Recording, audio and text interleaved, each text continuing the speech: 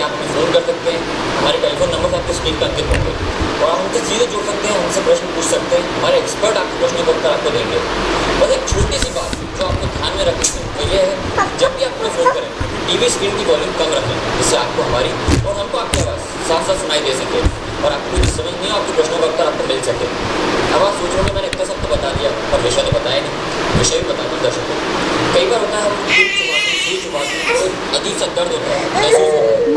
कई बार होता है कि थोड़ी देर के लिए शांत हो जाता है, फिर उसके बाद दर्द होता है। और कई बार ऐसा भी होता है दर्शकों कि कोई सेंसेशन ही नहीं होता। जी हाँ, कि हम कुछ भी करते हैं, चाहे वो हाथ मारें, चाहे कुछ भी तकलीफ दें, तो भी महसूस नहीं होता। मैं बात कर रहा हूँ लकवे के बारे में। बहुत सारे ऐसे लोग हैं जो लकवे से ग्रसित हैं, कई किस्म के लकवे होते हैं। आज हम यही जानेंगे कि लकवा क्यों होता है, इसका किस प्रकार से इलाज किया जाए, कैसे इलाज संभव है इसका, क्या क्या सावधानियां इस दौरान बरतनी चाहिए। इस विषय पर हमें विस्तृत तौर से जानकारी देंगे डॉक्टर नरेंद्र राय जी, जो कि न्यूरोलॉजिस्ट हैं। डॉक्टर साहब बहुत बहुत नमस्कार, बहुत बहुत स्वागत है आपका कार्यक्रम आपका स्वास्थ्य में। और उनके साथ ही डॉक्टर हर्षानंद जी, जो कि भौतिक चिकित्सा एवं पुनर्वास विशेषज्ञ हैं। नमस्कार डॉक्टर साहब, आपका बहुत बहुत स्वागत है कार्यक्रम आपका स्वास्थ्य में। डॉक्टर साहब, सबसे पहले मैं जानना चाहूँगा कि लकवा, एक आम व्यक्ति लकवे से क्या समझे? लकवा सामान्य भाषा में अगर हम कहें, यह एक प्रकार की बीमारी है जिसमें ब्रेन, हमारा जो मस्तिष्क होता है, वो हमारे सारे काम को कंट्रोल करता है। और अगर उसकी कोशिकाओं में काम करना, खून की सप्लाई बंद हो गई, और जैसे ही खून की सप्लाई बंद होगी, हमारा ब्रेन वो हिस्सा काम करना बंद कर देगा। और ब्रेन का वो हिस्सा हमारे किसी न किसी कार्यकलाप को नियंत्रित करता है, तो वो क्रियाकलाप बंद हो जाएगा और उसी को लकवा कहते हैं। जैसे उदाहरण के तौर पे मैं बताना चाहूँ कि जैसे हम दाहिना हाथ चला रहे हैं या दाहिना पैर चला रहे हैं या हम बोल रहे हैं, ये सारे काम ब्रेन के, मस्तिष्क के किसी हिस्से से नियंत्रित होते हैं। और उस हिस्से को अगर खून की सप्लाई बंद हो गई, वो हिस्सा काम करना बंद कर देगा और उसका असर दिखेगा कि हमारा वो अंग काम करना बंद कर देगा। जैसे हाथ काम करना बंद कर दिया, या आवाज़ निकलना बंद हो गया, या बोली समझना बंद हो गया, ये सब लकवा ही है। जी बिल्कुल, यानी कि ब्रेन के किसी हिस्से में अगर क्लॉट आ जाए या कोई हिस्सा काम करना बंद कर दे तो लकवे के लक्षण आ सकते हैं।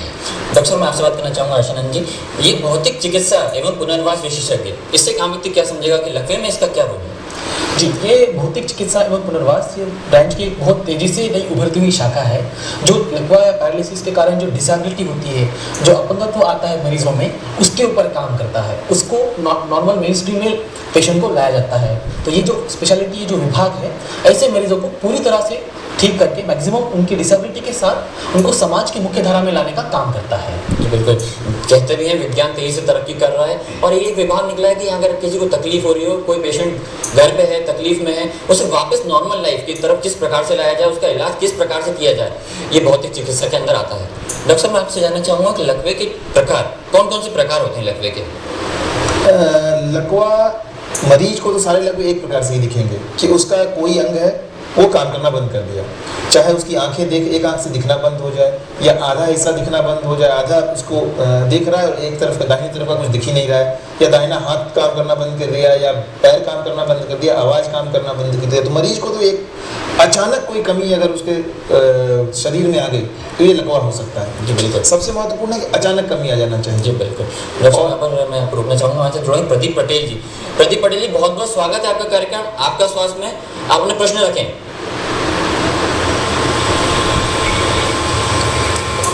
प्रदीप पटेल जी, आपको मेरी आवाज़ आ रही है? हमारी आवाज़ सुन सकते हैं आप? हेलो। हाँ जी प्रदीप जी, हेलो, अपना प्रश्न पूछें। हेलो सर, आपको मेरी आवाज़ आ रही है? प्रदीप जी, अपने प्रश्न पूछें, आपकी आवाज़ हमें सुन सकते हैं हम।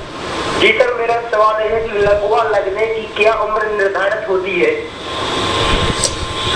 क्या कोई उम्र निर्धारित लकवा लगने की क्या उम्र निर्धारित होती है? अवश्य, लकवे अलग अलग उम्र में अलग अलग वजहों से होते हैं। बुढ़ापे का लकवे का वजह अलग होते हैं, बच्चों में, नवजात में भी लकवे पाए जाते हैं, उसकी वजह अलग होते हैं, जवान आदमी में भी लकवा मिलता है, उसका वजह अलग होता है। लेकिन सबके इलाज संभव है और अलग अलग असर एक ही दिखेगा कि हाथ नहीं काम कर रहा है या पैर नहीं काम कर रहा है या कोई भी कमी आ रही है, कमी तो सब में दिखेगी, लेकिन वजह अलग अलग होता है और इलाज भी उसके थोड़े अलग अलग होते हैं। जी बिल्कुल, यानी कोई निर्धारित उम्र नहीं, हर उम्र में लकवा हो सकता है और ऐसा कोई पर्टिकुलर उम्र नहीं रहती है। मैं वापस अपने प्रश्न पे आना चाहूँगा, लकवे के प्रकार के बारे में बात कर रहे थे। तो लकवे में जो हम मुख्यतः सामान्यतः 3 प्रकार के लकवे में बांटते हैं। एक में तो नली क्लॉट कर गई या चोक कर गई, जिससे साधारण है कि घर में पानी की सप्लाई आ रही है और पानी की नली कहीं ब्लॉक हो गई, घर में पानी आना बंद हो गया, ड्राई हो गया, घर में पानी नहीं है, वैसे ब्रेन में खून जाना बंद हो गया, ब्रेन का वो हिस्सा ड्राई हो गया और वो अंग कमजोर हो गया। ये एक प्रकार का हो गया। दूसरा है जैसे कि पानी की सप्लाई आती है और पाइप फट जाता है और पानी बहने लगता है, वैसे ही खून की ब्रेन की नलियाँ फट जाती हैं और खून ब्रेन में एक जगह पे बह जाता है, वो ब्लीडिंग वाला लकवा हो जाता है। तो ये मुख्यतः खून बहने वाला लकवा और नली ब्लॉक हो जाने वाली लकवा, दो प्रकार के लकवे होते हैं। दोनों के इलाज में अंतर है और दोनों का सुधार भी थोड़ा अलग होता है, इसलिए इन दोनों में डिफ्रेंशिएट करना, अलग अलग करना बहुत आवश्यक है। जी बिल्कुल, यानी कि लकवा किसी को होता है तो ऐसा जरूरी नहीं है वो एक ही किस्म का हो। कई बार ये होता है कि जो क्लॉट हो जाता है, थक्का हो जाता है, रुक जाती है कोई चीज़, उस कारण होता है। और कई बार कोई चीज़ फट जाना यानी कि खून का रिसाव हो जाना, उस कारण भी हो सकता है। डॉक्टर साहब इसके पीछे क्या कारण है, लकवा क्यों होता है? ये बहुत ही महत्वपूर्ण सवाल है और दर्शकों को मैं जरूर बताना चाहूँगा। लकवा के कई वजह हैं जिसको कि हम बदल सकते हैं और उससे लकवे से हम बचाव कर सकते हैं। जैसे कि हो गया उच्च रक्तचाप या ब्लड प्रेशर, ब्लड शुगर का बढ़ा होना, कोलेस्ट्रॉल का बढ़ा होना, और एक सबसे बड़ी वजह होती है कि एक्सरसाइज या व्यायाम को नहीं करना। ये जो 2-3 वजह हैं जिनको कि हम करके लकवे से जरूर बच सकते हैं। तो 40 साल के बाद अपना रक्तचाप जरूर नपवाएं, ब्लड प्रेशर अगर बढ़ा है तो उसका इलाज जरूर करें, शुगर की मात्रा को जरूर नपवाएं, अगर शुगर बढ़ा हुआ है तो उसका इलाज जरूर कराएं। रोज कम से कम 30 से 45 मिनट तक अभ्यास एक्सरसाइज करें, जिसमें कि बहुत कठिन नहीं है अभ्यास, तेजी से चलना है, तेजी से, इतनी तेजी से चलें कि आपकी सांस फूल जाए और आप एक पूरा वाक्य बिना सांस लिए न बोल सके, मतलब आपकी सांस फूलने लगे, इतनी तेजी से आप चलिए आधे घंटे से लेकर 45 मिनट तक। और स्मोकिंग सबसे बड़ी बात है, जो बीड़ी पीना या सिगरेट पीना या तंबाकू खाना, इससे बिल्कुल नाता तोड़ लें। अगर ये सब चीज़ें कर लेते हैं तो हम बहुत हद तक लकवे से बच सकते हैं, और तो बच सकते हैं मतलब कि यही लकवे के बहुत महत्वपूर्ण कारण है। जी बिल्कुल, यानी कि जैसे कि हम हमेशा से कहते आ रहे हैं, बीड़ी तंबाकू इस प्रकार की चीज़ों का सेवन ना करें, ये लकवे में नुकसानदायक है। और साथ में ध्यान रखें किसी को डायबिटीज़ है, ब्लड प्रेशर है या इस प्रकार की कोई भी बीमारी है तो हो सकता है वो आगे चल के लकवे की तरफ बढ़े, तो उसका शुरुआती दौर में इलाज करा लें जिससे कि आप किसी को परेशानी की तरफ अग्रसर हो ही नहीं।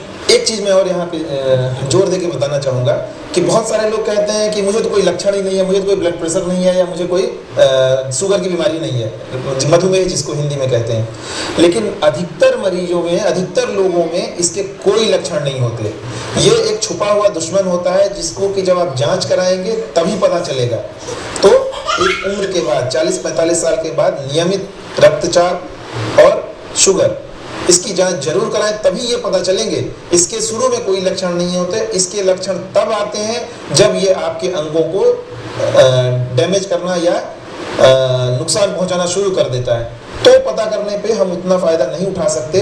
अगर हम शुरू में इसका नियमित जांच करा लें, इसे पहले ही पकड़ लें, तो हम इससे विजय प्राप्त कर सकते हैं। जी बिल्कुल बिल्कुल। हमारे साथ जुड़ गए पंकज शर्मा जी सतना से। पंकज जी बहुत बहुत स्वागत है आपका कार्यक्रम आपका स्वास्थ्य में, अपना प्रश्न पूछें। पंकज जी अपना प्रश्न पूछें।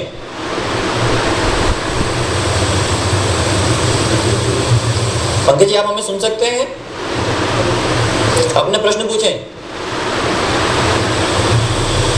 शायद से हमारा कनेक्शन उनसे टूट गया है, हम वापस आते हैं। डॉक्टर साहब जैसे कि बात कर रहे हैं कि अगर कोई व्यक्ति घर पे हो और तकलीफ हो उसे, तो फिर उसको कैसे मतलब वापस आए, पुनर्वास कैसे कर सकता है? पुनर्वास के बारे में थोड़ा सा मैं विस्तार से बताना चाहूँगा। पुनर्वास 2 तरह का होता है। जब पेशेंट भर्ती होता है, एक्यूट स्टेज में होता है, जैसे डॉक्टर साहब इलाज कर रहे हैं, न्यूरोलॉजिस्ट इलाज कर रहे हैं, एक्यूट वाइटल स्टेज में है, और जो वो छुट्टी होती है उसकी डिस्चार्ज होता है और एक डिसेबिलिटी लेके घर चला जाता है। तो बेसिकली जो मेन रिहैबिलिटेशन पुनर्वास होता है क्रोनिक फेज में होता है, जब उसके पेशेंट मेडिकली स्टेबल होता है, जब उसकी छुट्टी हो जाती है, उसका हाथ काम करना बंद कर देता है, पैर काम करना बंद कर देते हैं, ठीक से कई बार बोल नहीं पाते हैं, उसके अलावा खाना निगल नहीं सकते हैं, ये सारी चीज़ों पे पुनर्वास काम करता है। तो मैं चाहूँगा कि थोड़ा सा विस्तार से इस बारे में बताएं। जैसे बात नहीं कर सकते हैं, ज़्यादातर 50% तक मरीज बात नहीं कर सकते हैं, उनमें कुछ कंपोनेंट होता है, हालांकि कई बार वो समझ ठीक से पाते हैं लेकिन शब्द बोल नहीं पाते हैं, तो इसके बारे में स्पीच थेरेपिस्ट है, उसके अलग व्यायाम होते हैं, अलग शब्द उच्चारने का एक तरीका होता है। उस हिसाब से हम पेशेंट्स को बात करने के लिए काफ़ी अच्छे से ट्रेन कर सकते हैं। 6 महीने, 1 साल, 1.5 साल तक आधे से ज़्यादा मरीज ठीक से रिकवर हो जाते हैं। एक्यूट स्टेज में जैसे खाना निगलना है, कई बार आपने देखा होगा नाक में नली होती है और उस नली से खाना दिया जाता है, जिसे हम अंग्रेजी में स्वॉलोइंग बोलते हैं। तो पुनर्वास स्वॉलोइंग के डिसऑर्डर के ऊपर भी काम करता है। उसकी अलग तरह से कसरतें होती हैं, सेमी सॉलिड लिक्विड खाना देना होता है, अलग तरह का असर नीचे करके खाना निगलना है, अलग अलग टेक्निक्स होती है, तो स्वॉलोइंग डिसऑर्डर वो प्रॉब्लम भी सॉल्व हो जाता है। दूसरा है लैट्रिन और बाथरूम का कंट्रोल जाना, तो मरीज के लिए बहुत ज़रूरी है, और मरीज के जो अटेंडर है, केयर गिवर है, उनके लिए ये चीज़ बहुत ज़रूरी है। तो पुनर्वास इस विषय पे भी बहुत अच्छे से काम करता है। 2 महीने में लैट्रिन का कंट्रोल तो आ जाता है, बट बाथरूम का कंट्रोल बहुत मुश्किल होता है। उसके लिए कुछ दवाइयाँ हैं, उसके लिए कुछ पुनर्वास की कुछ तकनीकें, साइंटिफिक चीज़ें हैं, तो उससे ब्लैडर मैनेजमेंट, बाउल मैनेजमेंट यानी लैट्रिन बाथरूम का भी कंट्रोल आ जाता है। लगभग 2-2.5 महीने के बाद टाइटनेस आ जाता है हाथ में। कई बार मरीज का हाथ इस तरह से हो जाता है, कई बार वो हाथ काम नहीं कर सकता, पैर ठीक से चल नहीं सकता है, कई बार बेड पे होता है, व्हीलचेयर पे भी ठीक से आ नहीं सकता। तो पुनर्वास विशेषज्ञ पूरा इसको हर चीज़ का ट्रेनिंग देते हैं, उसकी जितनी भी प्रॉब्लम्स हैं मरीजों के, उसका हर इंटरवेंशन पीएमआर स्पेशलिस्ट करता है। जी बिल्कुल, यानी किसी भी प्रकार की तकलीफ जो हमारी डेली एक्टिविटीज़ होती हैं, बोलना, खाना, पीना, इस पर पुनर्वास विशेषज्ञ वर्क करते हैं और इसको हम पूर्णतः ठीक भी कर सकते हैं। डॉक्टर साहब, जैसे कि लक्षण की बात कर रहे थे कि अब शुरुआती दौर में कोई लक्षण नहीं होता, कई बार होता है आदमी को नमनेस आ जाती है, सुन्नपन हो जाता है, तो आदमी घबरा जाता है कि क्या पैरालिसिस है, और कई बार आदमी ध्यान ही नहीं देता, हो सकता है वो पैरालिसिस है। तो व्यक्ति समझे कैसे इस चीज़ को? ये बहुत ही बढ़िया सवाल पूछा है आपने। 2 तरह के मरीज हमारे पास आते हैं। एक होता है कि अचानक उसके हाथ में कमी आई, और सोया हुआ है, लेटा हुआ है, सोचता है हाथ दब गया मेरा और हाथ काम करना बंद कर दिया, थोड़ी देर बाद हाथ हमारा ताकत लौट जाएगा। उस इंतजार में वो 2-3 घंटे घर में पड़ा रह जाता है, तब तक में ब्रेन पूरी तरह से डैमेज हो जाता है और उसके बाद मुश्किल होती है। कभी भी किसी भी, मैं ये कहना चाहूँगा दर्शकों से कि कभी भी किसी भी व्यक्ति का हाथ या पैर या आवाज़ थोड़ी देर के लिए भी बंद हो, यह एक प्रकार का लकवा है। कई बार ये होता है कि ये 10, 15, 20 मिनट में पूरी तरह से ठीक हो जाता है। ये भी समय है जब आप अपने विशेषज्ञ डॉक्टर से जरूर संपर्क करें, क्योंकि ये वह समय है जिसपे कि अगर हम उसके इलाज शुरू कर दिए तो आगे बड़ा लकवा नहीं आएगा, बच जाएगा। अगर इस समय आप घर पे बैठे रह गए, हाथ पैर थोड़ी देर के लिए कमजोर हुआ और अब ठीक हो गया, आपने सोचा कह रहे ऐसे ही है, ये ठीक हो गया, और अगर आप संपर्क नहीं किए, आपने इलाज नहीं शुरू किया, तो अगली बार कोई बड़ा दौरा आ सकता है। डॉक्टर साहब, मैं 1 मिनट फिर रुकना चाहूँगा। जितेंद्र जी जुड़ गए हमारे साथ भोपाल से। जितेंद्र जी, बहुत बहुत स्वागत है आपके कार्यक्रम आपका स्वास्थ्य में। अपना प्रश्न पूछें। जितेंद्र जी, आपने प्रश्न पूछा। जी, मैं ये पूछना चाह रहा हूँ, क्या बच्चों को भी लकवा हो सकता है क्या? क्या बच्चों को भी लकवा हो सकता है क्या? जितेंद्र जी, बिल्कुल, अभी आपसे पहले भी यह सवाल पूछा गया था। लकवा किसी भी उम्र को हो सकता है, किसी भी मरीज को हो सकता है, किसी भी स्त्री, पुरुष, बच्चे, बूढ़े, जवान, किसी को भी हो सकता है, और कोई भी आदमी लकवा से बचा रह नहीं कि किसी भी ऐसे उम्र को लकवा ना हो, ये संभव नहीं है। हर उम्र को हो सकता है लकवा, और इसका इलाज भी संभव है। तो जब हम चल रहे थे अभी उस सवाल पे कि अचानक लकवा मार जाए, तो लकवे का 2 तरह से इलाज है। एक तो है कि लकवा मारा और मरीज 4.5 घंटे के अंदर में डॉक्टर के पास पहुंच गया, तो ब्रेन का वो हिस्सा पूरी तरह से डैमेज नहीं हुआ है, और उस हिस्से को हम स्पेशल दवाओं द्वारा, अच्छी दवाओं द्वारा बचा सकते हैं। खून की जो ब्लॉक कर गया नली, जो चोक हो गई है, उस नली को खोल के, और ये इसको हम गोल्डन पीरियड कहते हैं। गोल्डन पीरियड मतलब स्वर्णिम समय। स्वर्णिम समय, इस समय के अंदर में ही हम इलाज दे सकते हैं। अगर उसके बाद हो गया, 4 घंटे 4.5 घंटे निकल गए, तो उसके बाद हम ब्रेन का जो हिस्सा डैमेज हो रहा था, अब उसको नहीं बचा पाएंगे, उसको दुनिया के कोई पैथ नहीं बचा पाएगा। बस उसमें अब आगे दोबारा लकवा ना हो और उसका पुनर्वास किया जाए, अब उसका समय बचता है। तो ये जरूर ध्यान रखें दर्शक लोग, अगर किसी को भी लकवा मार रहा है, और अगर आप बड़े शहर में या कहीं भी किसी भी जगह पे हैं, बड़े शहर के किसी भी जगह पे हैं, आप इमीडिएटली अपने विशेषज्ञ डॉक्टर के पास संपर्क करें। अगर न्यूरोलॉजिस्ट नहीं है तो फिजिशियन, MD मेडिसिन वाले जो फिजिशियन होते हैं, उनसे संपर्क करें। आलस न करें, क्योंकि 1-1 मिनट बहुत कीमती है, और 1-1 मिनट में मिलियन, लाखों से ज़्यादा न्यूरॉन, ब्रेन की कोशिकाएं मरने लगती हैं। हर मिनट में लाखों से ज़्यादा ब्रेन की कोशिकाएं मर रही हैं, इतना जरूर ध्यान रखिए। हर मिनट आपके लिए इम्पोर्टेंट है, और तुरंत अपने विशेषज्ञ डॉक्टर के पास जाइए, ताकि ये खून पतला करने वाली दवा देके खून के प्रवाह को पुनः स्थापित किया जा सके। जी बिल्कुल, जैसे कि हम हमेशा से कहते हैं देरी ना करें, बस इसी चीज़ का ध्यान रखें कि जैसे ही आपको लक्षण लगते हैं आप तुरंत अपने फिजिशियन से संपर्क करें। डॉक्टर साहब, आप चित्र के माध्यम से बताना चाह रहे थे कि घर पे अगर कोई पेशेंट हो तो क्या क्या सावधानियां रखें, तो उसे किस प्रकार समझाएंगे, जरा हमें बताएं चित्र के माध्यम से। जी जरूर। इसके पहले मैं कुछ बताना चाहूँगा। जैसे सर ने आपने बताया कि साइंस विज्ञान ने बहुत प्रगति की है, तो जैसे सर ने बताया स्ट्रोक में या लकवे में एक ब्रेन का कुछ हिस्सा काम करना बंद कर देता है। अभी जो नई रिसर्च हुई उसके अनुसार ये कहा जाता है कि जो बचा हुआ हिस्सा है, जब जो बचा हुआ हिस्सा है वो जो खराब हुआ ब्रेन है उसके फंक्शंस टेक ओवर कर लेता है। इसको अंग्रेजी में न्यूरोप्लास्टिसिटी बोलते हैं। तो पुनर्वास में जो हम उसको ट्रेनिंग देते हैं, कुछ एक्सरसाइजेस बताते हैं ताकि जो नॉर्मल ब्रेन का हिस्सा है वो जो खराब ब्रेन के हिस्से को टेक ओवर करे, फंक्शन करे। तो उस हिसाब से हम उसको ट्रेनिंग कराते हैं, इसको न्यूरोप्लास्टिसिटी। तो उसमें अलग अलग डिफरेंट टेक्निक्स है, डिफरेंट थेरेपीज़ है जो पेशेंट्स को देना बहुत ज़रूरी है। मैं बताना चाहूँगा सभी दर्शकों को कि ट्रेनिंग जो है, एक्सरसाइजेस है, लकवा होने से मैक्सिमम 3 से 6 महीने तक जितना ज़्यादा आप करेंगे उतना जल्दी फंक्शनल रिकवरी आएगा, फंक्शनल इम्प्रूवमेंट आएगा। 6 महीने से 1 साल के बाद धीरे धीरे रिकवरी कम हो जाती है। इसका प्रिंसिपल, इसका थ्योरी है न्यूरोप्लास्टिसिटी। जो बचा हुआ ब्रेन है वो खराब ब्रेन के टेक ओवर फंक्शन पूरे टेक ओवर करेगा। जी जी बिल्कुल। डॉक्टर साहब हमारे से जुड़ गए महादेव जी सागर से। महादेव जी, बहुत बहुत स्वागत है आपके कार्यक्रम आपका स्वास्थ्य में। अपना प्रश्न पूछें। महादेव जी, अपने प्रश्न पूछें।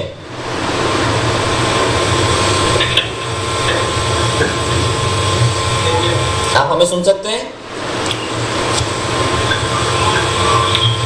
लगता है इनसे कनेक्शन टूट गया। हाँ डॉक्टर साहब, हम आपसे कंटिन्यू करेंगे। 6 महीने से जब बाद में रिकवरी कम हो जाती है तो मरीज को जो डिसेबिलिटी है, जो विकलांगत्व आ गया है मरीज में, उसको आगे बढ़ के चलना है, उसको मेन स्ट्रीम में लाना है। इसके लिए एक असिस्टिव टेक्नोलॉजी, एक बहुत नई ब्रांच शाखा खुली है जिसमें हम मरीजों को सिखाते हैं कि कुछ नई असिस्टिव टेक्नोलॉजी डिवाइसेस के से वो अपने रोजमर्रा के काम किए जाए। मैं कुछ चित्रों से मैं अपने दर्शकों को समझाना चाहूँगा कि कितना आसान है। समझ लीजिए, जैसे आपने बताया कि रोजमर्रा के जो काम है हमारे नहीं कर सकते हैं, ये कुछ असिस्टिव डिवाइसेस है। समझ लीजिए यूनिवर्सल कप बोलते हैं इसे। ये स्पून है, पेशेंट विद जो जिसका हाथ काम नहीं कर रहा है सिंपली डिवाइस लगा के चम्मच लगा के खा सकता है। सेम थिंग लिख भी सकते हैं। ये आप देख रहे हैं, ये अलग डिवाइस है। कंघी में है, ग्रूमिंग है, कंघी लगाना है, ब्रश करना है, शेविंग करना है, ऐसे रोजमर्रा के बहुत सारे काम मरीज अपने आप कर सकता है असिस्टिव डिवाइसेस की मदद से। इससे ये होगा, मरीज को अपना कॉन्फिडेंस बिल्डअप होगा, किसी के ऊपर वो डिपेंड नहीं रहेगा और छोटी छोटी चीज़ें हैं वो किसी के ऊपर निर्भर नहीं रहेगा। इसी तरह से मैं कुछ और बताना चाहूँगा। जैसे हमारा खाने की चीज़ें हैं, लॉन्ग हैंडल स्पून, लंबे वाले चम्मच है, या चम्मच में आप ग्रिप लगा दीजिए, या फिर जैसे हम से चम्मच से खा रहे हैं और खाना गिर जा रहा है तो अलग से आप इसका एक अलग से कवरिंग लगा सकते हैं प्लेट्स के लिए। अगर कोई खाना बना रहा है, कोई हाउस वाइफ है, खाना काटना है तो रॉकर बॉटम नहीं। इस तरह की छोटी छोटी चीज़ें मार्केट में अवेलेबल है। वो अभी इंडिया में, भारत में हमारे बहुत रिवोल्यूशन हो रहा है, इंटरनेट की वजह से काफ़ी ज्ञान फैल रहा है, तो ये चीज़ें अवेलेबल है। इसमें कुछ और बताना चाहूँगा, जैसे दूसरी बहुत ज़रूरी है टॉयलेट एक्टिविटीज़, बाथिंग है, नहाना है। ये नॉन स्किड मैट है, अगर कोई नहाता है तो गिरना नहीं चाहिए, स्लिप नहीं होना चाहिए, उसके लिए लगा सकते हैं। डिफरेंट ग्रैब बार्स हैं पकड़ने के लिए, कि एक मरीज का सिर्फ एक हाथ और एक पैर ही काम करता है, तो उसको हेल्थ सपोर्ट, एक्स्ट्रा सपोर्ट मदद के लिए ये चीज़ें बहुत ज़रूरी है। अलग तरह की स्पेशल टॉयलेट है, बाथिंग चेयर है, ताकि मरीज उसके ऊपर बैठे अपने आप नहाए। इस तरह से इसमें जैसे शर्ट पहनना है, कपड़े पहनना है, बटन लगाने के लिए डिवाइस है, वोल्को शर्ट है, शॉवर है। इस तरह की बहुत छोटी छोटी चीज़ें हैं, इससे मरीजों को बहुत आसानी होगी और आत्मनिर्भर बनेंगे। सबसे एक जो बहुत आसान सा मुझे लगा इसमें कि ये बहुत कठिन भी नहीं है, बहुत महंगी चीज़ें भी नहीं है, ये सिंपल सी है जो कि घर में एक अच्छे पुनर्वास विशेषज्ञ के साथ मिलके इस साधारण सी सामान्य सी चीज़ों से उसके जीवन के कार्यकलाप में बहुत ही बड़ा अंतर ला सकते हैं हम इन चीज़ों से। सही बात है, विज्ञान ने ऐसी तरक्की कर ली कि बहुत कम खर्चे में आप अपनी दिनचर्या को बहुत आसान बना सकते हैं। कोई तकलीफ में हो तो उससे आप बहुत आसानी से बच भी सकते हैं। डॉक्टर साहब, मैं यहाँ पर जानना चाहूँगा जाँच कि कौन सी ऐसी जांच होती है जिनसे पता चलता है कि पैरालिसिस में है? देखिए, दो प्रकार की जांच है। एक होता है बचाव के लिए जांच, एक होता है बीमारी पता करने के लिए जांच। बचाव के जांच के लिए बहुत महंगी कोई जांच नहीं है। बचाव के जांच के लिए ब्लड प्रेशर नापना है, शुगर नापना है, अगर पूछना है कि आप सिगरेट पीते हो या आप तंबाकू खाते हो उसको बंद कर दो, पूछना है कि आप कसरत कर रहे हो नहीं कर रहे हो, कसरत करना शुरू कर दो, और बहुत जोर दे के इसको कहना है मरीजों से कि आप कसरत करो, तभी। ये सब बचाव की जांच हो गए। धड़कन नाप लेनी है, धड़कन अगर नियमित रूप से चल रही है तो बचाव के लिए जांच, तो बहुत ज़्यादा महंगी जांच नहीं है। और अगर बीमारी हो गई तो कुछ जांचें ज़रूरत पड़ती हैं कि क्यों हुई। एक तो हुआ कि ब्रेन में नली क्लॉट कर गई, तो उसको जानने के लिए सीटी स्कैन की ज़रूरत पड़ती है, सीटी स्कैन मशीन की ज़रूरत पड़ती है कि किस प्रकार का क्लॉट है। उस हिसाब से हम अपनी दवाइयाँ निर्धारित करते हैं। फिर कुछ और छोटी मोटी जांचें होती हैं, और उसके बाद जो हम दवाएं देते हैं वो दवा जीवन भर लेना होता है। कई बार हमारे पास क्या होता है, मरीज आते हैं ओपीडी में, हमने दवाई लिख दी कि जीवन भर लिख दी, वो आते हैं कि डॉक्टर साहब 1 महीने हो गए दवाई खाते खाते, अब दवाई खत्म हो गई थी, हमने सोचा कि अब दोबारा आपके पास आए और फिर दवा लिखवाएं। ये गलती कभी ना करें। अगर दवाएं खत्म हो गई है, पर्चे पे लिखी हुई हैं, निकट के औषधालय से, दवा की दुकान से जाके ले लें। सरकारी केंद्रों पे भी, स्वास्थ्य केंद्रों पे भी ये दवाएं मुफ्त में मिलती हैं, तो वहाँ से जाके आप ले लें दवा नियमित लेते रहें। अगर डॉक्टर से मुलाकात नहीं हो पाई तो इसका ये मतलब नहीं है कि दवा बंद कर दें। यह दवाएं जीवन भर चलती हैं। हाँ, बीच बीच में डॉक्टर से आके जरूर मिल लें, ताकि उन दवाओं के अगर कोई छोटे मोटे कुप्रभाव अगर पड़ भी दें, मैं एक बार ये जरूर कहना चाहूँगा कि दवाएं बिल्कुल सुरक्षित हैं, इनके कुप्रभाव बिल्कुल बहुत नहीं के बराबर हैं। लेकिन अगर थोड़ा मोड़ा किसी को कुप्रभाव आ भी रहा है तो 3-3 महीने पे, 2-2 महीने पे अपने चिकित्सक से जरूर मिलें, और साथ के साथ विशेषज्ञ जो कि रिहेबिलिटेशन, पुनर्वास के विशेषज्ञ हैं, उनसे भी आके जरूर मिलें और इलाज कराएं। जी बिल्कुल डॉक्टर, जैसे कि हम इलाज की बात करें, कोई व्यक्ति जो सालों से अगर पैरालिसिस है और घर पे है जी, तो क्या उसे वापस नॉर्मल कर सकते हैं या? जी ज़रूर। इसके बारे में काफ़ी रिसर्च हुई है वेस्टर्न कंट्रीज़ में, अमेरिका, यूरोप में। इसमें ये कहा गया है कि 100 अगर हम 100% तक बात करें तो 100% तो नहीं आएगा, पर 30 से 40% तक हम खींच सकते हैं। और कुछ अडेप्टिव डिवाइसेस से अलग अलग तरीके से उसके हाथ की टाइटनेस को कम करते हुए हम उसको काफ़ी कुछ चीज़ों से ट्रेन कर सकते हैं ताकि वो नॉर्मल हो जाए। अगर आप पूछेंगे 100% तक ठीक होगा तो 100% तक ठीक नहीं होगा। जी बिल्कुल डॉक्टर साहब, जैसे कि अभी बात करें कि पुराना हो जाए तो 100% ठीक होना मुश्किल है। जैसे कि आपने बोला शुरुआती 4 घंटे में अगर मालूम पड़ जाता है व्यक्ति को पैरालिसिस का अटैक है, उसे अगर हम ठीक कर लें, उसके बाद व्यायाम और इनसे वैसे भी एक आदमी बचने की कोशिश करता है, बहाना ढूंढता है, फिर वो व्यक्ति व्यायाम कर सकता है क्या, या फिर किस प्रकार की दिनचर्या रखनी चाहिए? देखिए, व्यायाम हर आदमी के लिए जरूरी है, चाहे वो स्वस्थ दिख रहा हो, चाहे उसे लकवा मार गया हो, दोनों के लिए व्यायाम जरूरी है। स्वस्थ आदमी को व्यायाम करना है कि उसे लकवा ना मारे या हार्ट अटैक ना, खाली लकवा ही नहीं, हार्ट अटैक, ब्रेन अटैक, सारे चीज़ों को वो बचाता है। और जिसको मार चुका है, लकवा एक बार मार चुका है, जिसको कि हम ब्रेन अटैक कहते हैं या स्ट्रोक कहते हैं, तो भी उसे एक्सरसाइज की जरूरत है कि दोबारा अटैक ना हो। क्योंकि ये चीज़ ध्यान रखिए कि अगर एक बार अटैक किया है, एक बार लकवा मारा है, तो आपको दोबारा लकवा मारने की संभावना काफ़ी ज़्यादा है। इसीलिए हम जो बोल रहे थे, हम लोग जो यहाँ पे अभी परिचर्चा कर रहे थे कि दवाएं जीवन भर नियमित रूप से लेनी है, एक्सरसाइज जीवन भर नियमित रूप से करना है, स्मोकिंग जीवन भर के लिए बंद कर देना है, ब्लड प्रेशर और शुगर कंट्रोल करना है जीवन भर के लिए। तो अभी जैसे आपका एक सवाल आया कि तुरंत का इलाज, तो सुबह से शीघ्र में कहा गया है हमारे पुरातन काल से, तो चाहे आपको इलाज कराना उसमें भी जितनी जल्दी आए, चाहे पुनर्वास के लिए कराना उसमें भी उतनी ही जल्दी आए। देर कहीं भी करेंगे तो उतना अच्छा रिजल्ट नहीं मिलेगा। जितनी जल्दी में इलाज हम करेंगे, अगर 4 घंटे के अंदर हमने क्लॉट गलाने की दवा दे दी तो जो फायदा होगा, जी बिल्कुल, वो अगर आप 8 घंटे या 10 घंटे बाद आ रहे हैं तो वो फायदा नहीं होगा। वैसे पुनर्वास में आप जितनी जल्दी अगर पुनर्वास शुरू कर दे, जो फायदा होगा वो 2 साल बाद आप पाएंगे, तो उतना फायदा नहीं होगा। लेकिन कुछ नहीं से कुछ सही हमेशा बेहतर होता है। अगर आप कुछ नहीं करा रहे हैं तो कुछ तो करिए। बिल्कुल, जल्दी से जल्दी इलाज कराएं। किसी को तकलीफ हो गई हो तो ऐसा नहीं है कि ठीक नहीं हो, ठीक भी हो सकता है। और अगर शुरुआती दौर में आपने इलाज कर लिया और ठीक हो गया तो उसके बाद व्यायाम जरूर करें। डेली जो अपना रूटीन है उसको फॉलो ईमानदारी से करें। खान पान का ध्यान रखें। डॉक्टर साहब, खान पान की जैसे मैंने बात करी, क्या ऐसी कोई चीज़ें जो मना रहती हैं या ऐसी कोई चीज़ें जो बिल्कुल खानी ही चाहिए? जी, खान पान की जो परिवर्तन जो है वो बिल्कुल वही है जो कि हार्ट अटैक में होता है, जो कि ब्लड प्रेशर में होता है, शुगर में होता है। यह निर्भर उन बातों पे करता है कि आपको लकवा के साथ साथ और क्या बीमारियां हैं। खान पान से हम बच सकते हैं अगर हम रोज़ अपने खाने में कुछ हरी सब्जियां, कुछ फल, मौसमी फल, मैं ये नहीं कहूँगा कि रोज़ वो जो पुरानी कहावत है कि फल रोज़ खाइए और डॉक्टर से दूर रहिए, उसके बजाय आप सस्ते फल भी खा सकते हैं। खीरा, ककड़ी, गाजर, टमाटर, मूली, जो भी आपके खेतों में उपज रहा है, घर में उपज रहा है, वो सलाद